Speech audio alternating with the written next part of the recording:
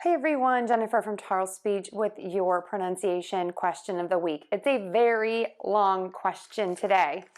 We have the words sigh, to exhale, sign, an indication or a notification, sɪn, a transgression, science, the study of physical or the natural world, since, because, and conscience, your inner voice.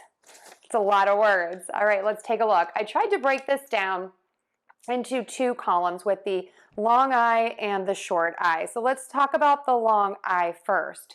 This vowel is going to be tense, and you are going to start with an open mouth, I, and move to a smile. Of course, I'm exaggerating. I get comments in some of my videos saying I don't make my I like that. This is for teaching purposes. So again, to get your tongue in the right place, you're going to open your mouth wide in an oval, I, and then move to that smiling shape. And that's going to get the tongue tip down low and then high and flat. I. Next, for the short I sound, you're going to relax your lips. My students often confuse this sound with the long E because they look very similar. So we have E, and then relax your lips a little bit, I. So your tongue is going to be high and flat, but not as high as the E. It's going to pop down a little bit because you are relaxing your cheeks and your lips and your mouth.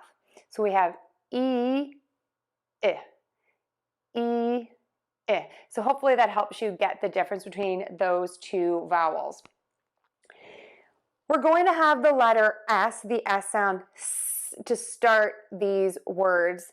To do this, you are going to just have the tip of your tongue either pointing down or behind the top front teeth that is not touching, and the air is going to continue to move out.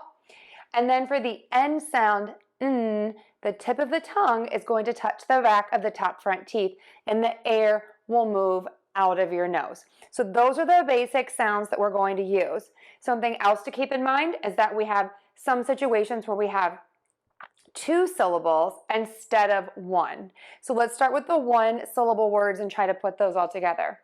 So we have sigh, sigh, sigh, sigh. Sign, sign, sign, sign. And then the short I, sin, sin, sin, sin. And since, since, since. Now for that NS, some people will ask me about this. You're going to touch the teeth for the N, and then pull the tongue down for that S. As you do that, make sure that the air is moving out of your mouth for the S. Practice it slowly in two parts. S, s, s, s. So always a great tip. Take it slow at first and then speed it up. Now we have the word science. Spelling really confuses people here.